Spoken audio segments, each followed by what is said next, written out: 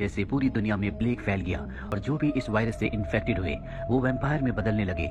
Vampires को अपनी भूख मिटाने के लिए खून की जरूरत होती है, इसीलिए उन्होंने दूसरे लोगों को मारना शुरू कर दिया। इस वजह से इंसान धीरे धीरे खत्म होने लगे और वैम्पायर्स की तादाद बढ़ने लगी।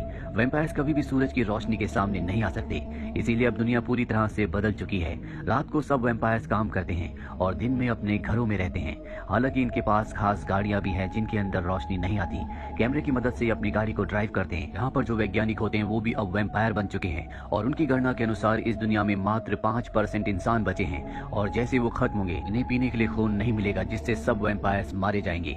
यहाँ पर एक बहुत बड़ी कंपनी होती है, वो कंपनी तय करती है कि वो इंसानों जैसा खून बनाएगी ताकि वैम्पायर्स की भूख को मिटाया जा सके। यहाँ पर इस कंपनी में डॉक्टर एडवर्ड भी होते हैं जो इंसानों को पकड़कर उनके खून पर रिसर्च करके उस तरह का खून बनाने की कोशिश कर रहे होते हैं। इसमें इंसानों को बहुत तकलीफ हो रही होती है। हालांकि डॉक्टर एडवर्ड खुद भी एक वैम्पायर है, लेकिन वो इंसानों के ऊपर इस तरह के जुल्म नहीं करना चाहते। न ही वो इंसानों का खून पीते हैं, वो अपनी भूख मिटाने के लिए जानवरों का खून पीते हैं। अब इस कंपनी की एक मीटिंग होती है जहाँ पर बताया जाता है कि इंसानों की कमी की वजह से अब जो वैम्पायर्स हैं वो और भी खतरनाक क्रीचर्स में बदल रहे हैं, जिन्हें सबसाइडर्स कहा जाता है। और ये इतने खतरनाक होते हैं कि ये खुद वैम्पायर्स के लिए भी खतरा है। जिस तरह से वैम्पायर्स इंसानों के लिए खतरा है, अब वैम्पायर्स के लिए भी एक खतरा बन चुके हैं जो उन्हीं की जाति के हैं, जिन्हें सबसाइडर्स कहा जाता है। यहाँ मीटिंग में एडवर्ड का जो बॉस होता है वो एडवर्ड से कहता है कि तुमने जो सिंथेटिक यानी कि नकली खून बनाया है हमें उसे वैम्पायर पर टेस्ट करना होगा। एडवर्ड कहता है कि अभी वो पूरी तरह से तैयार नहीं है, लेकिन शायद इनके पास इतना वक्त नहीं है कि ये इसे पूरी तरह से तैयार होने का इंतजार करें। इसीलिए एडवर्ड को ना चाहते हुए भी ऐसा करना पड़ता है। वो लैब में एक वैम्पायर के अंदर उस सिंथेटिक खून को इंजेक्ट करता है, जिससे उसकी बॉडी का टेम्परेचर लगातार बढ़ने लगता है और वो मारा जाता है। यानी कि पूरा का पूरा एक्सपेरिमेंट पूरी तरह से फेल हो गया। अब एडवर्ड जब अपने घर जा रहा होता है तो वो अपनी गाड़ी के शीशे में अपने कानों को देखता है जो बढ़ने लगते हैं, यानी कि अब वो भी सबसाइडर में बदल रहा है। एडवर्ड ये देखकर परेशान हो जाता है, उसका ध्यान पूरी तरह से सड़क से हट जाता है और तभी उसकी गाड़ी एक दूसरी गाड़ी से टकराती है जो आगे जाकर रुक जाती है। अब एडवर्ड उस गाड़ी में देखने के लिए जाता है जहाँ से एक लड़की निकलती है। वो उसके हाथ पर एक एरो मारती है पर एडवर्ड को कुछ भी नहीं होता। दरअसल उस गाड़ी में सब के सब इंसान हैं, इसीलिए वो एडवर्ड से डर रहे होते हैं। एडवर्ड कहता है कि तुम्हें मुझसे डरने की जरूरत नहीं है, मैं तुम्हें कोई नुकसान नहीं पहुंचाऊंगा। और तभी यहाँ पर पुलिस के सायरन की आवाज आती है। दरअसल पूरी दुनिया बदल चुकी है, अब जो यहाँ पर पुलिस है वो भी वैम्पायर्स हैं, इसीलिए एडवर्ड सब इंसानों को अपनी गाड़ी में छुपा देता है। और जब पुलिस उसके पास आती है तो वो उन्हें गलत रास्ता बता देता है कि इंसान उस तरफ भागे हैं। पुलिस वाले उस तरफ चले जाते हैं। इसके बाद वो सभी लोगों को अपनी गाड़ी से बाहर निकालता है। इनमें जो इनकी लीडर होती है उसका नाम ऑड्री होता है, तो एडवर्ड के बैच पर उसका नाम और उसका ऑक्यूपेशन पढ़ लेती है। अब सारे के सारे इंसान यहाँ से चले जाते हैं। एडवर्ड जब वापस अपने घर आता है तो देखता है कि वहाँ पर उसका भाई है, जो एडवर्ड से अलग रहता है क्योंकि वो एक सोल्जर है। हालांकि वो भी वैम्पायर है, लेकिन वो आर्मी के लिए काम करता है और आज वो घर पर एडवर्ड का बर्थडे मनाने के लिए आया होता है। दरअसल उसका काम होता है कि इंसानों को पकड़कर एडवर्ड की कंपनी में भेजना ताकि वो उनके ऊपर रिसर्च कर सके। एडवर्ड का भाई यहाँ पर एडवर्ड के लिए बर्थडे गिफ्ट के तौर पर एक बोतल में खून लाया होता है जो कि इंसानी होता है, पर एडवर्ड उसे पीने से मना कर देता है। इन दोनों भाइयों के बीच में आर्गुमेंट शुरू हो जाते हैं और इसी आर्गुमेंट के दौरान एडवर्ड का भाई उस बोतल को दीवार पर मारता है, जिसकी खुशबू से एक सबसाइडर जो कि वैम्पायर से भी ज्यादा खतरनाक होते हैं, जो पहले कभी खुद भी वैम्पायर हुआ करते थे, वो अंदर आ जाता है और इसके बाद वो एडवर्ड और उसके भाई के ऊपर भी हमला कर देता है। पर एडवर्ड का भाई एक सोल्जर है, वो उस सबसाइडर को मार देता है। इसके बाद पुलिस यहाँ पर आती है और जब उस सबसाइडर की अंगूठी देखी जाती है तो इन्हें पता चलता है कि ये एडवर्ड का ही माली था। एडवर्ड उसकी ऐसी हालत देखकर बहुत परेशान हो जाता है। दरअसल उसे खून नहीं मिल पाया था, इसीलिए खून की कमी की वजह से वो ऐसा बन गया, यानी कि सबसाइडर बन गया। जब सब यहाँ से चले जाते हैं तो यहाँ पर ऑड्री आती है जो कि एडवर्ड से मिलने के लिए आई है। ये वही लड़की है जिसकी गाड़ी से एडवर्ड ने अपनी गाड़ी को टकराया था। वो एडवर्ड के बारे में जानती है कि वो क्या काम करता है, इसीलिए वो एडवर्ड को एक एड्रेस देती है और कहती है कि तुम मुझसे यहाँ पर आकर मिलो। अगले दिन जब एडवर्ड अपने ऑफिस जाता है तो उसका जो बॉस होता है वो उसे बताता है कि अब हमें नकली खून बनाने की कोई जरूरत नहीं है। इस दुनिया में जो अमीर आदमी है वो असली खून की अच्छी खासी कीमत देना चाहते हैं, इसीलिए हमें नकली खून बनाने की कोई जरूरत नहीं है। पर एडवर्ड ऐसा नहीं है, वो इंसानों को बचाना चाहता है, इसीलिए ऑड्री ने जो उसे एड्रेस दिया होता है वो उस जगह पहुंच जाता है। वहाँ पर ऑड्री उसे एक आदमी से मिलाती है जिसका नाम एल्विस होता है। वो उसे बताती है कि पहले ये भी वैम्पायर था, लेकिन अब ये पूरी तरह से इंसान बन चुका है, यानी कि इनको ऐसा कोई फॉर्मूला पता है जिससे वैम्पायर को दोबारा से इंसान बना सकते हैं। पर इससे पहले कि यहाँ पर कुछ बात करते, एडवर्ड का भाई यहाँ पर आ जाता और इन दोनों को गन पॉइंट पर ले लेता है। उस रात को जब ऑड्री एडवर्ड से मिलने के लिए आई थी तो उसके भाई ने इन दोनों की सारी बातें सुन ली थी। उसके बाद से वो एडवर्ड का पीछा कर रहा था कि वो इंसानों को पकड़ सके। अब यहाँ पर मिलिट्री की और भी एक गाड़ी आ रही होती है, पर इससे पहले कि वो गाड़ी इन तक पहुंचती एल्विस एडवर्ड के भाई पर हमला करता है जिससे वो बेहोश हो जाता है और सब के सब ये गाड़ी से यहाँ से भाग जाते हैं। इसके बाद एल्विस एडवर्ड को एक नदी के पास ले जाता और उसे बताता है कि मैं पहले इंसान था, मैं वो पहला इंसान हूँ जिसने वैम्पायर्स के लिए ऐसी गाड़ियां बनाई थी जो गाड़ियां दिन में भी चल सकती थी।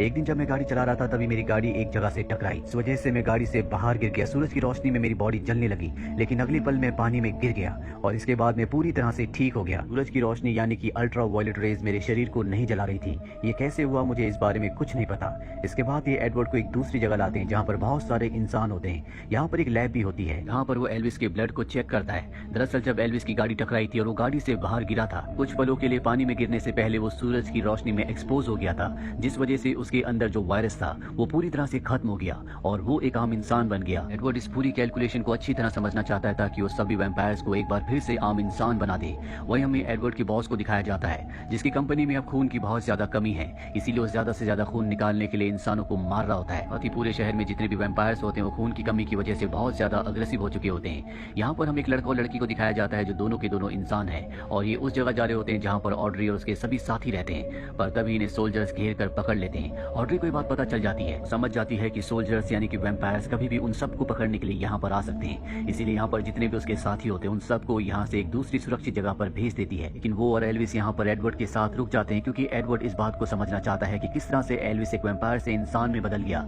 इसीलिए जो एल्विस के साथ हुआ था वो तय करता है कि वो खुद भी अपने ऊपर एक्सपेरिमेंट करेगा। वो अपने शरीर को सूरज की किरणों के सामने एक्सपोज करता है, जिससे उसके शरीर में आग लगना शुरू हो जाती है। पर कुछ ही पलों के बाद वो अपने ऊपर पानी डालने को कहता है और जब ऐसा किया जाता है तो एडवर्ड भी आम इंसान बन जाता है, यानी कि अब वो वैम्पायर नहीं रहा। उसे समझ में आ जाता है कि एक वैम्पायर के अंदर से किस तरह से वायरस को निकालना है। पर अब यहाँ पर सोल्जर्स आ जाते हैं। वो चारों तरफ तलाशी लेना शुरू करते हैं, लेकिन ये तीनों के तीनों पानी के टैंक के अंदर छुप जाते हैं, इसीलिए सोल्जर्स इन्हें ढूंढ नहीं पाते। इन सोल्जर्स में एडवर्ड का भाई भी होता है, जिसे यहाँ पर एडवर्ड और उसके साथी तो नहीं मिलते, लेकिन एक दूसरी लड़की मिल जाती है जो एडवर्ड के बॉस की बेटी होती है। दरअसल ये एक आम इंसान है और ये वैम्पायर्स के साथ नहीं रहना चाहती थी, इसीलिए एडवर्ड के बॉस ने उसे ऑर्डर दिया होता है कि जहाँ भी तुम्हें मेरी बेटी मिले उसे काट कर तुम वैम्पायर बना देना। और एडवर्ड का भाई ऐसा ही करता है, वो उसकी गर्दन पर काट कर उसे वैम्पायर बना देता है, लेकिन अब भी वो इंसानी खून नहीं पीना चाहती। वही पूरे शहर में दिखाया जाता है जहाँ पर खून की कमी है, इसीलिए सब के सब सबसाइडर में बदल रहे हैं। आर्मी को ऑर्डर दिया जाता है कि जितने भी सबसाइडर्स हैं उन सबको मार दिया जाए, क्योंकि वो खुद वैम्पायर्स के लिए खतरा है। भी सबसाइडर्स को जबरदस्ती सूरज की रोशनी में ले जाकर मार दिया जाता है और इनमें एडवर्ड की वो बेटी भी होती है जिसे खुद एडवर्ड के भाई ने वैम्पायर बनाया होता है। अब वो भी सबसाइडर बन चुकी है क्योंकि वो इंसानी खून नहीं पीती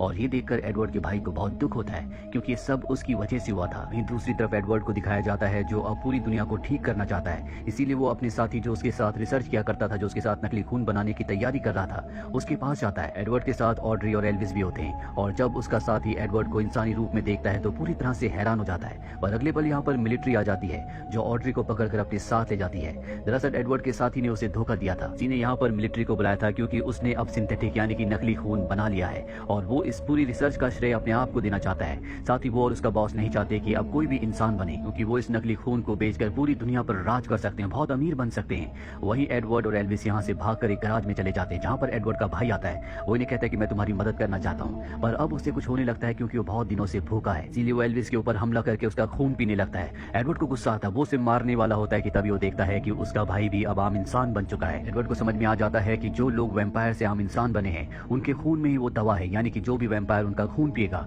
वो आम इंसान बन जाएगा। एडवर्ड अब तय करता है कि वो अपने बॉस के पास ऑड्री को बचाने के लिए जाएगा। वो अपने बॉस के पास जाता है और कहता है कि मुझसे बहुत बड़ी गलती हुई, मैं दोबारा से वैम्पायर बनना चाहता हूँ। ये सुनकर उसका बॉस बहुत खुश होता है और उसकी गर्दन पर काट लेता है। जैसे ही उसका खून उसके मुंह के अंदर जाता है तो उसका बॉस भी आम इंसान बन जाता है। इसके बाद वो अपने बॉस को बांध कर नीचे भेज देता है जहाँ पर बहुत सारे सोल्जर्स हैं जो सबके सब भूखे हैं और वो उसके बॉस पर टूट पड़ते हैं। वो उसका खून पी लेते हैं जिस वजह से सबके सब सोल्जर्स अब पूरी तरह से इंसान बन चुके हैं, लेकिन बॉस मारा गया है।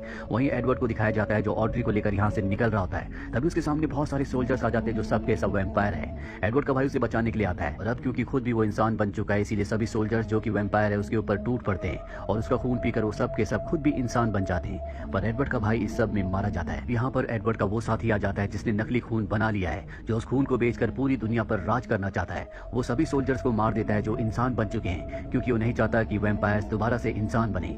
इसके बाद वो ऑड्री और एडवर्ड को भी मारने वाला होता है। तभी वहाँ पर एल्विस आता है, तीर चलाकर एडवर्ड के उस साथी को मार देता है और अब एडवर्ड, एल्विस और ऑड्री ये तीनों की तीनों पूरी दुनिया में जितने भी वैम्पायर्स हैं उन सबको दोबारा से इंसान बनाना चाहते हैं। इसीलिए अपने मिशन पर ये गाड़ी से निकल पड़ते हैं और इसी के साथ ये फिल्म जिसका नाम है डे ब्रेकर्स यहीं पर खत्म हो जाती है। उम्मीद करते हैं कि ये कहानी आपको